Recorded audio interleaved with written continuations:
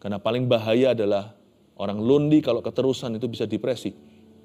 Waktu saya berdoa, doa itu membuat dalam spirit roh kita merasa seperti ramainya dunianya Tuhan. Waktu saya berdoa itu saya merasa bahwa seluruh malaikat yang bersama dengan Tuhan itu di pihak saya.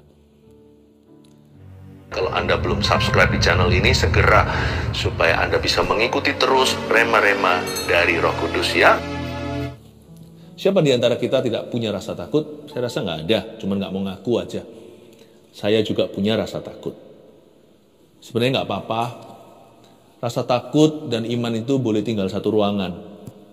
Tapi biarkan iman pada akhirnya yang jadi pemimpinnya. Kalau rasa takut yang mendominasi, celaka nanti hidup kita akan paralyzed atau akan dilumpuhkan. Hari ini saya mau membahas satu pesan sederhana, 5 ayat saja. Saya kasih judul begini, iman di tengah rasa takut. Bukan tiada rasa takut, iman di tengah-tengah rasa takut itu. Faith in the midst of fear. Saya ajak kita membukanya di Mazmur 55 ayat 1-5, kejadian sungguhan. Daud pernah merasa takut.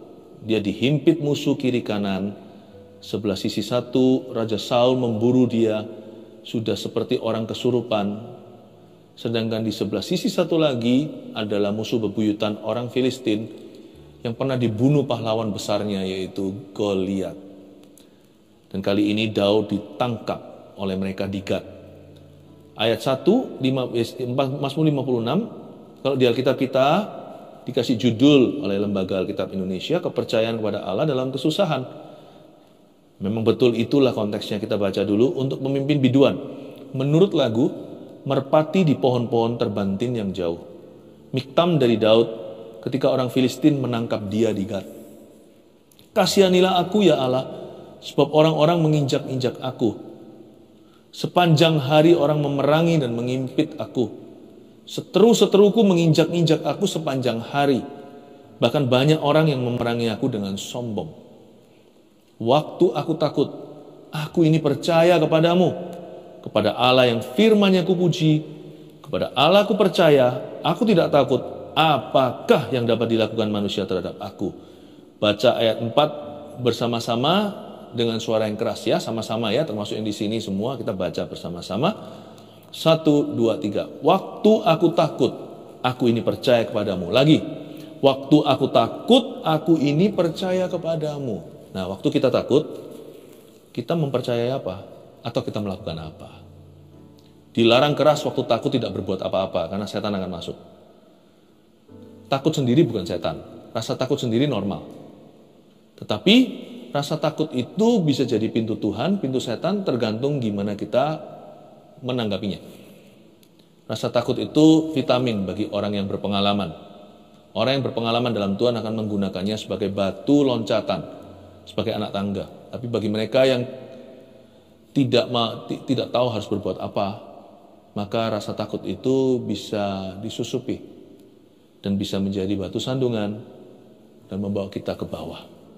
Dari takut itulah keluar macam-macam ya. Bisa stres, depresi, cemas, gelisah, dan semua negative thinking.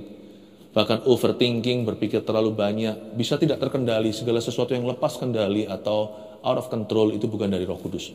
Di situ masuk roh jahat. Mari kita sekarang baca ayat pertama, untuk pemimpin biduan. Jadi ini adalah Mazmur Daud yang dibuat untuk pemimpin biduan.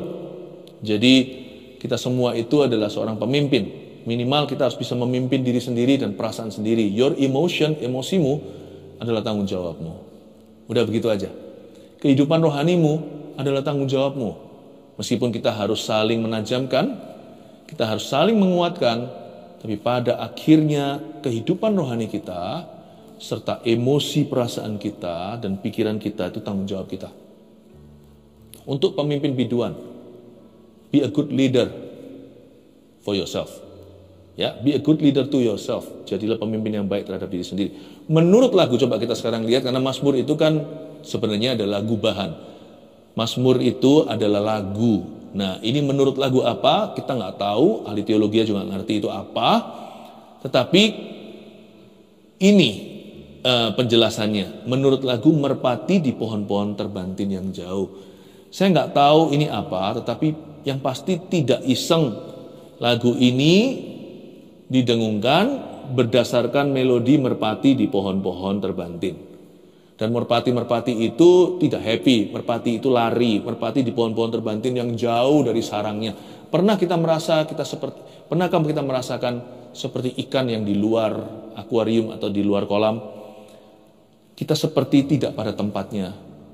Rasanya hari ini is not my best day, bukan hariku. Hari ini bukan hari yang baik untuk aku. Merpati itu di pohon terbantin yang jauh. Merpati itu sukanya bersarang. Dia adalah burung yang pomah. Tapi dia harus pergi di pohon terbantin yang jauh. Itu pun bukan sarangnya. Pohon terbantin bukanlah tempat favorit merpati. Daud sedang menggambarkan feelingnya. Waktu dia sedang dikejar-kejar oleh Saul lalu ditangkap di Gat. Dan dia itu di tangannya orang Filistin musuh bebuyutan. Dia merasa, aku tidak pada tempatnya, aku sedang dalam bahaya. Dan Daud merasa seperti an exiled dove, atau seperti burung merpati yang terkucilkan, yang terusir dari habitatnya. Dan dia merasa kecil padahal dia pembunuh Goliat. Dia merasa dirinya seperti merpati, bukan burung Raja Wali. Burung merpati bukanlah predator, malah justru mangsa. Mungkin dia takut, sama gagak aja dia bisa lari terbirit. Apalagi sama burung-burung besar. Dia merasa hidupnya itu tiada artinya. Dia merasa kekuatannya sudah habis. Makanya di sini tulis miktam dari Daud. Miktam nanti ayat pasal-pasal berikutnya, pasal 56, 57 dan seterusnya. Sampai berapa pasal kemudian itu miktam semua. Miktam dari Daud itu artinya inilah mazmur-mazmur yang dibikin oleh Daud. Lagu-lagu yang dia gubah dan dia ciptakan, dia tulis ketika dia sedang berada dalam masalah serius.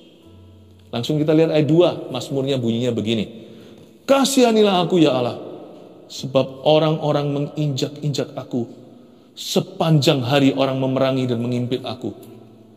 Tidak pakai basa-basi, gak pakai ronde 1, 2, 3, langsung ke ronde 10. Langsung ke ronde terakhir. Ketika kita sedang dalam masalah, jangan muter-muter dalam masalah itu. Cepat masuk hadirat Allah. Dia nggak pakai pendahuluan, tidak pakai pemanasan, dia langsung berkata, kasihanilah aku ya Allah. Help me, SOS 911, tolong saya sebab orang-orang menginjak-injak aku. Sepanjang hari orang memerangi dan mengimpit aku, dia langsung curhat atau langsung curahkan hatinya sama Tuhan.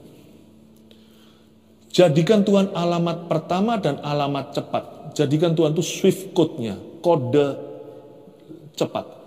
Ketika kita dalam masalah, cepat-cepat masuk ke hadirat Allah.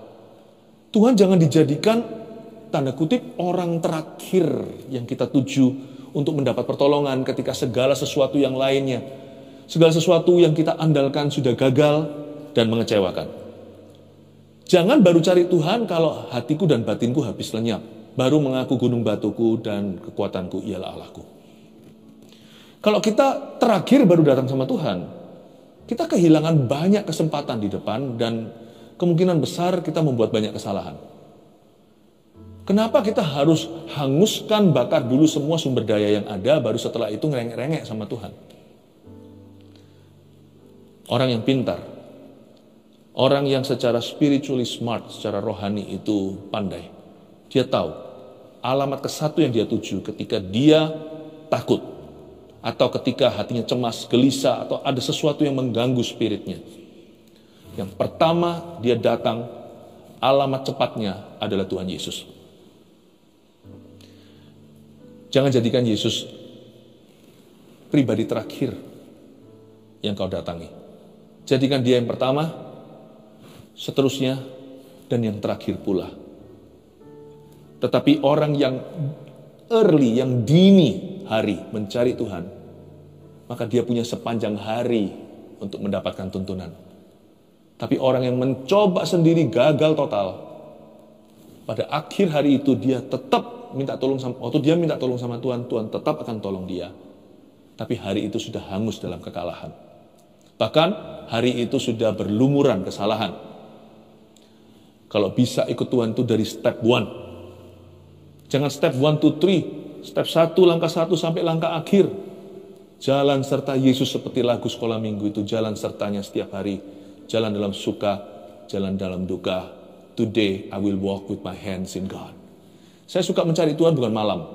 Saya cari Tuhan itu pagi. Karena saya masih punya sehari untuk ngalami Dia. Jikalau saya doa malam pun, biasanya saya anggap itu untuk besok hari. Jadi saya kadang-kadang punya kebiasaan malam ini saya berdoa, pagi saya doa lagi, malam ini saya doa untuk besok. Saya nggak pernah tutup hari dengan Tuhan saja. Saya selalu mulai hari dengan Dia. Saya tidak mau kehilangan atau kecolongan. Kan dipastikan di ayat 2 itu menjadi ayat pertamamu ketika hatimu merasakan sesuatu. Kasihanilah aku, sebab orang-orang menginjak aku, sepanjang hari orang memerangi dan mengimpit aku. Tanpa basa-basi, tidak babi ibu, langsung serbu, langsung sujud di kakinya dan berkata, help me, my Savior, Juru Selamatku, tolong aku. Biasanya orang bertobat juga harus dipecut dulu kan, kalau tidak pakai tali les dan ketang seperti bagal liar atau keledai yang tidak terlatih, dia nggak datang. Biasanya orang baru bertekuk lutut dan bertobat itu ketika dia sudah babak belur. Berbahagialah mereka yang tidak perlu melihat sudah percaya. Tidak perlu babak belur dulu. Dari masa mudanya sudah mengenal Tuhan, kalau bisa dari masa kecilnya seperti Samuel. Yang sudah diserahkan di bait suci, udah melayani. Udah mendengar suara Allah. Sudah menjadi imamnya. Enak. Saya berdoa di dalam nama Yesus. Kita tidak perlu melihat dulu. Kita tidak perlu ke neraka dulu, istilahnya, perumpamaannya, baru mengerti sorga.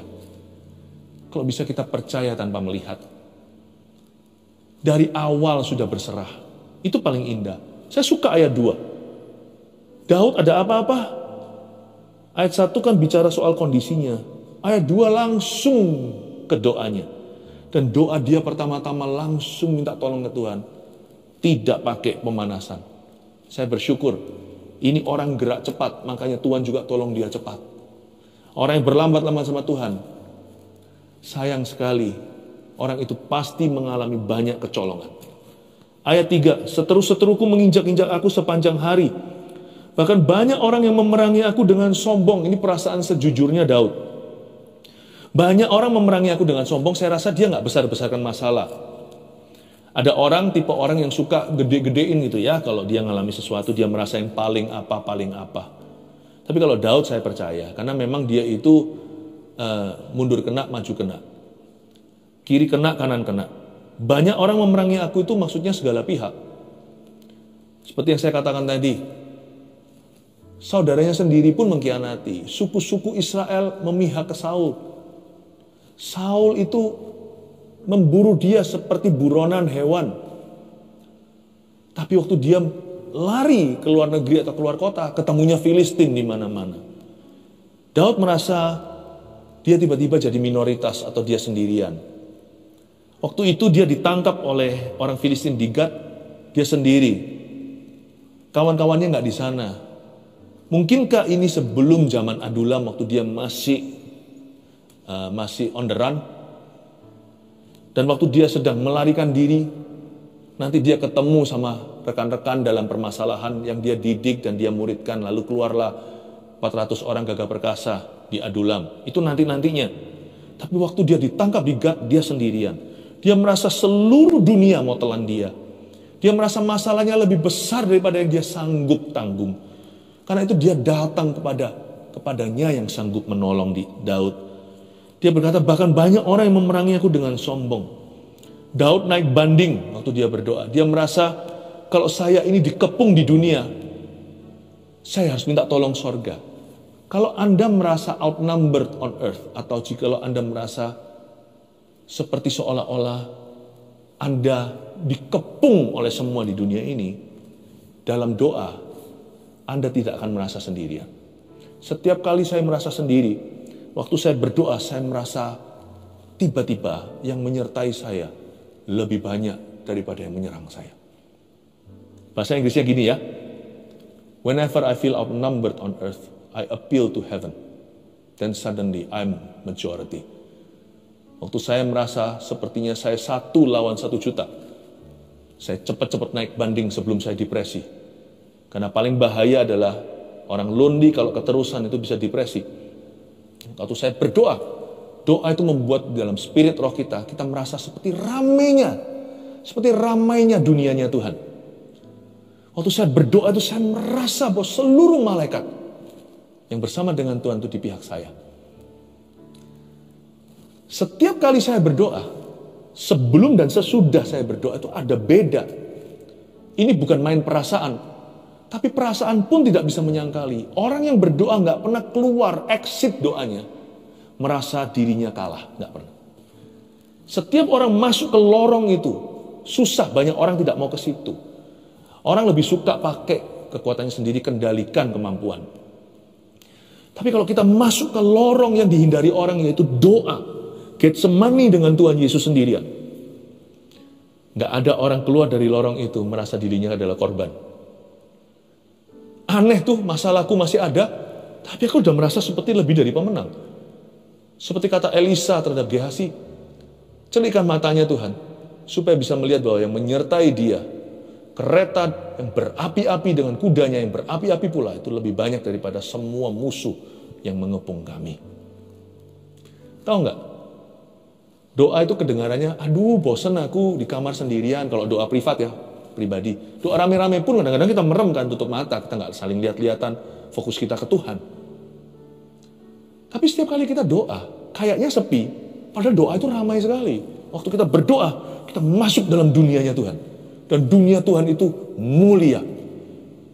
Tiba-tiba musuh yang kita lihat besar seperti Goliat itu jadi kecil seperti belalang di mata kita. Rasanya, ternyata bukan aku yang sendirian, tapi kalian yang terkepung, bukan saya. Luar biasa nggak? Itulah rahasia doa. Iman itu tidak menghapuskan rasa takut. Iman itu bisa bertumbuh di tengah rasa takut, lebih besar daripada pohon takut. Dan waktu iman itu jadi besar, bersarang semua burung, kita bisa kuatkan orang lain, jangankan kuatkan diri sendiri. Orang lain pun diteguhkan karena kita. Dan waktu iman kita kuat, besar, kita melihat, ternyata yang tadi aku lihat gede sekali itu ternyata hanyalah brokoli. Pernah nggak waktu kita kecil, ketika kita SD contohnya sekolah, kita melihat guru kita tuh besar gitu ya. Besar sekali, bapak siapa gitu, wow, gemuk besar. Nah, waktu kita sudah dewasa, kita reuni, ada guru-guru SD kumpul kembali. Hargai dan hormati guru ya, itu pekerjaan mulia. Saya pernah ketemu dengan guru saya waktu SD dulu, saya lihat dia besar sekali. Tapi karena saya tinggi kan, terus saya lihat lagi, saya ketemu lagi, ternyata bapaknya kecil. Waktu kita bertumbuh, kita lebih besar dari rasa takut kita. Iman itu bisa tinggal satu kamar sama rasa takut. Kita tengging-tengging rasa takut nggak pergi. Kalau dia nggak pergi, itu berarti bukan setan, itu perasaan. Biarkan, tumbuhkan aja imanmu. Lama-lama rasa takut itu bukan pergi, rasa takut itu malu sendiri. Tapi janganlah tumbuhkan iman itu bukan semalam ya. Ketika saya butuh sesuatu baru mau bertumbuh, nggak begitu. Bertumbuh itu pelan-pelan, tiap hari. Mana ada pohon di depan rumah itu tiba-tiba besar di situ, itu berarti dicangkokkan. Waktu kita kecil kita lewat terus, tiba-tiba kita nggak tahu aja waktu kita besar tumbuhnya sama-sama. Itu pohon sudah ada di depan rumah. Kapan tumbuhnya kita juga nggak tahu, karena dia tiap hari bertambah tinggi. Iman itu jangan dicari, jangan kita baru kelola ketika kita membutuhkannya. Ada nggak ada kebutuhan dan keperluan, ada nggak ada pencobaan, kita harus komitmen bertumbuh dalam iman kita kepada Yesus. Mari kita lihat ayat keempat. Waktu aku takut, aku ini percaya kepadamu. Tunggu dulu. Setengah kalimat ini mengganggu saya waktu awal mula saya membacanya. Waktu aku takut, lalu saya lihat siapa penulisnya. Daud masa takut? Yang benar aja. Dia itu pembunuh Goliat. Sebelum Goliat dia bunuh beruang. Dia bunuh singa. Singa-singa zaman dulu itu, singa di Yehuda. Ya, singa-singa zaman purbakala lebih besar dari singa hari ini. Dan dia membunuh beruang dengan tangan hampa. Masa dia tahu sih apa arti kata takut? Nggak ada orang itu yang tidak punya rasa takut, nggak ada. Saya pernah punya teman ya, lucu, wah dia itu segalanya nggak takut, mau bungee jumping, yang adventurous, yang petualangan gitu, yang lompat dari atas, di tali, di kaki, wah jatuh puluhan meter, nggak takut sama sekali. Tapi dia takut apa tahu nggak? Dia takut jarum, suntik. Wah kalau mau disuntik, aduh lucu, kelihatan kekanak-kanakannya. Waduh, dan dia menawar-nawar, jangan, kalau bisa ada jalan lain segalanya. Apapun nggak takut, jarum kecil dia takuti. Cuman teman saya itu lucu, teman saya tidak pernah, nah dia juga mentertawakan rasa takutnya. Tapi ada orang di hidup ini yang nggak mau ngaku sih. Orang yang paling stres adalah orang yang mau membuktikan pada dunia bahwa dia nggak takut apa-apa. Nggak usah lah. It's okay to admit your fear. Nggak apa-apa loh mengakui rasa takut. Saya juga punya rasa takut. Rasa takut. Itu normal. It's okay to talk about your fear. Nggak apa-apa untuk mengakui rasa takut kita, bahkan membicarakannya. Apalagi membicarakannya ke Tuhan. Malah menurut saya keintiman dengan Tuhan tercapai kalau kita bisa belak-belakan. Saya rasa hidup saya pun belum sampai titik itu. Hubungan saya dengan Kristus. Ke depan saya mengantisipasi untuk lebih banyak membicarakan rasa takut saya waktu saya privat dengan Tuhan. Saya punyalah rasa takut-takut saya. Takut ini, takut itu, kekhawatiran itu ada. Tapi saya tidak mau itu menjadi penghalang. Boleh ada di dalam hidup saya, dalam pikiran saya, tapi tidak boleh dominan. Tetap yang harus mendominasi adalah iman. Jadi menurut saya doa tidak hanya diisi dengan pujian. Doa itu harus diisi dengan kejujuran. Saya sarankan kalau Anda berdoa secara pribadi, kalau ada sesuatu rasa takut yang mengganjal, utarakan kepada Tuhan. Tuhan, aku takut begini. Nanti Tuhan itu tertib sekali. Tuhan itu setia. Nanti bisa aja hari-hari itu, minggu-minggu itu, khotbah atau apa, atau dari sharing orang, atau renungan harian. Tiba-tiba Tuhan akan address dan Tuhan mulai akan berbicara tentang rasa takutmu itu. Tuhan tidak menolakmu karena engkau takut. Tapi Tuhan akan mendidikmu dalam rasa takutmu. Supaya bisa mendapatkan perspektif ilahi di dalamnya. Ke depan nanti saya mau lebih banyak membicarakan sama Tuhan. Supaya apa? Supaya kasih Kristus bertambah dalam hidup saya. Karena di mana ada kasih, di situ dilenyapkan ketakutan. Kasih yang sempurna melenyapkan ketakutan. Waktu aku takut, aku ini percaya kepadamu. Jadi Daud tidak berkata, aku tidak boleh takut. Tapi dia berkata, kalau aku takut, aku ini menaruh percaya kepada Tuhan. Jadi rasa takut dan iman bisa berada di dalam pikiran yang sama. Tapi, janganlah kau mau dikalahkan oleh rasa takutmu. Pastikan iman yang bertumbuh. Nah sekarang kuncinya, gimana iman bertambah? Kita lihat ayat 5. Kepada Allah yang firman-Nya kupuji. Kepada Allah aku percaya, aku tidak takut. Apakah yang dapat dilakukan manusia terhadap aku? Ayat 4 dia takut. Ayat 5 imannya lebih gede daripada rasa takut. Gimana? Penjelasannya di mana rahasianya? Kepada Allah yang firman-Nya kupuji. To God whose word I praise. Kepada Allah yang firman-Nya kupuji. Jadi iman bertumbuh lewat pendengaran firman. Saya tambahkan di sini, iman bertumbuh lewat firman yang diwahyukan. Makanya jangan hanya baca Alkitab. Kalau mau iman kita jadi besar, kita harus punya disiplin untuk merenungkan firman. Firman itu baru keluar gizinya waktu dikunyah. Seperti permen tertentu ya, saya pernah makan permen yang di dalamnya ada rasa pedasnya. Tapi pada waktu dikunyah, keluar zatnya. Firman itu yang terbaik untuk menumbuhkan iman kita itu waktu dia direnungkan.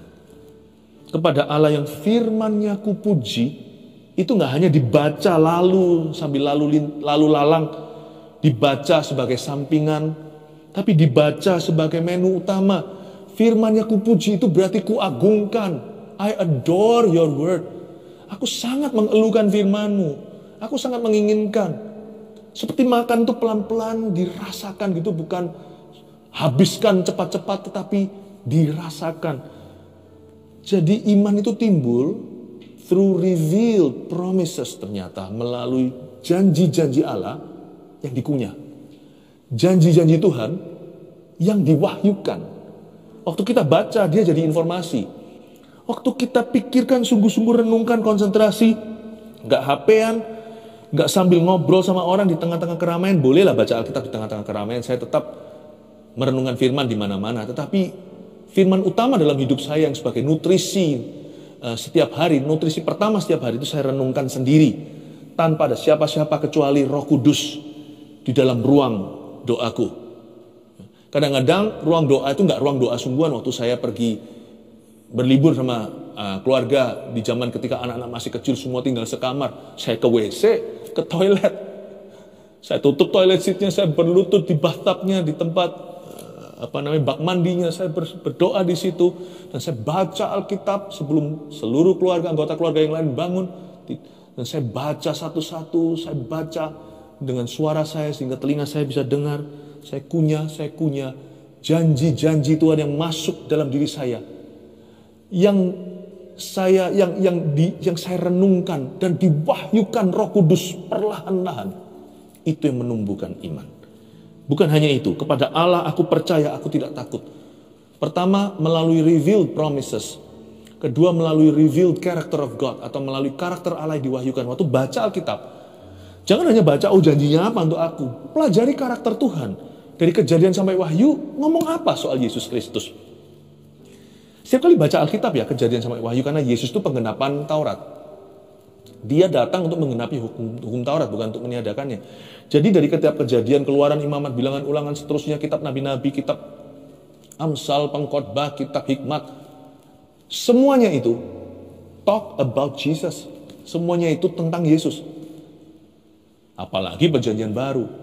Pikirkan karakter apa di dalam cerita yang kau baca atau ayat-ayat tersebut. Termasuk yang hasta-hasta, sentimeter, pakunya, bahannya. Saya bisa langsung menebak. Waktu saya baca itu, meskipun saya harus bacanya disiplin satu persatu, gak boleh lompati karena ini firman Tuhan. Meskipun saya gak perlu cari maksud atau arti rahasia dari setiap ayat, karena itu hanyalah informasi tentang ukuran-ukuran waktu saya bacakan. Saya mendapatkan sesuatu bahwa Allahku itu teliti ya. Kalau sama kemah aja begitu detil, apalagi sama hidupku, tentang jodoh saya, masa depan, karir, pekerjaan, sikap hati saya hari ini berkenan atau tidak, pertemanan saya, perkawanan, agenda setiap hari, kebetulan yang terjadi, saya nanti ke kiri atau ke kanan. Apakah rencana saya atau ada rencana Tuhan lebih tinggi yang terjadi hari ini, jam berapa saya di mana. Kalau Tuhan sama kemah tenda aja begitu teliti, apalagi sama anak-anaknya. Kita belajar dari Kristus kan. 5 roti 2 ikan dibelah-belah, 5.000 orang makan, sudah kan? Enggak, 12 bakul. Berapa muridnya? 12. Masing-masing kasih satu bakul. Karena mereka enggak nginep di hotel, mereka semua pulang ke kampung halaman. Murid-murid Yesus itu punya rumah semua. Yang sekota sama Yesus cuman Petrus di Kapernaum. Tapi yang lainnya punya tempat sendiri-sendiri. Masing-masing ditapau, dikasih bungkusan pulang 1 keranjang roti untuk keluarga dan family. Tuhan itu mikirkan siapa belum makan. Coba kalau Anda pikirkan seperti itu. Kalau kita baca, iman kita tumbuh. Lain kali kita ragu, firman itu yang menopang kita. Nggak mungkin Tuhan teledor atau lupa sama saya. Tuhanku teliti. Kalau saya ngomong Tuhan teliti, mungkin 10 tahun lalu saya baca hasta-hasta itu sudah masuk ke dalam diri saya. Waktu saya hadapi tantangan hari ini, rasa takut saya tidak menjadi-jadi. Rasa khawatir, rasa curiga. Begitu caranya. Reveal promises, reveal character. Janji yang diwahyukan, karakter Allah yang diwahyukan lewat firman-Nya. Lalu kalimat berikutnya itu seperti nantang. Apakah yang dapat dilakukan manusia terhadap aku? Udah gak relevan. Ayat 4, imannya pas-pasan. Ayat 5, imannya sudah jadi pohon raksasa. Yang namanya rasa takut jadi brokoli. Saya kasih 3 poin ini sebagai rangkuman apa yang kita pelajari iman di tengah rasa takut. 1, kalau ada masalah, segera cari Tuhan. Jangan ditunda. Nah itu dia. Kita itu banyak kecolongan waktu. Dan dengan waktu, kita banyak kehilangan kesempatan. Kalau kita bisa belajar dari kebenaran, ngapain belajar dari kesalahan, ya kan? Kalau kita dalam masalah, lekas. Cari siapa? Carilah dahulu kerajaan sorga dan kebenarannya. Waktu masalah, cari Tuhan. Jangan ditunda. Do not procrastinate, jangan muter-muter di padang gurun. Buang-buang waktu, buang-buang energi. 2, rasa takut itu tidak dosa. Jadi jangan ditolak-tolak, gak apa-apa. Yang penting respon hati kita. Fear is not sin. Tapi kalau rasa takut itu kita gak berbuat sesuatu, dia biarkan dominasi. Dan ketika dia jadi dominan, dia menjadi spirit of fear, menjadi roh takut. Dan disitulah semua penyakit masuk. Harusnya kita lawan dengan roh iman. 3, iman timbul dari janji yang diwahyukan, serta karakternya. Ya, tangkap itu. Saya bersyukur ketika mengalami masalah, bukanlah sewaktu saya mengalami satu tantangan masalah atau apa, 2-3 kali lah, boleh katakan dalam hidup saya mengalami masalah yang hidup atau mati itu. Dan saya mendapatkan waktu saya sudah terjebak dalam suatu situasi atau suatu keadaan. Untungnya imanku sudah kubangun pelan-pelan bertahun-tahun. Jadi waktu saya hadapi itu, nggak ada pompa-pompa iman. Aneh ya takut, sedih ya sedih. Tapi nggak goyang. Seperti angin itu menerpa, dia sempat untuk terbelok-belokkan, namanya perasaan. Perasaan itu kan fluktuatif. Tapi saya merasakan ada sesuatu yang teguh, yang kokoh pada fondasi. Sehingga pohon hidup saya itu cuma bisa ditiup kiri kanan sedikit-sedikit aja. Gak ada sama sekali tanda-tanda akan tumbang. Bisa rasa kuat gitu menghadapi pencobaan, menghadapi segala keadaan. Bahkan tak jarang pula malah bisa menguatkan orang lain dalam situasi yang tidak mungkin biasanya kalau menerpa orang-orang pada umumnya. Saya kuatkan orang-orang yang lain. Dan itu bukan saya ada-ada atau buat-buat, itu alami. Saya baru menemukan rahasianya. Celakalah orang kalau dia itu baru cari Tuhan ketika dia dalam permasalahan. Kasihan orang-orang yang masuk rumah sakit atau divonis tertentu, baru setelah itu bereskan hubungannya dengan Tuhan.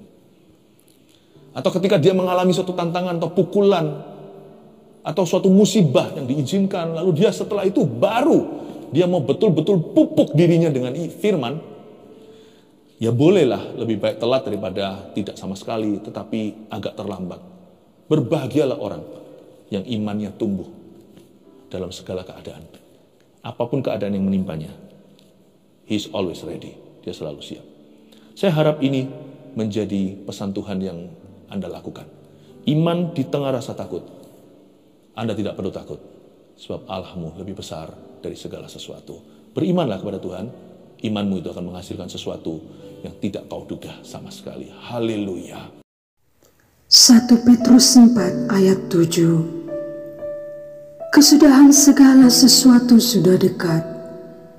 Karena itu, kuasailah dirimu dan jadilah tenang, supaya kamu dapat berdoa.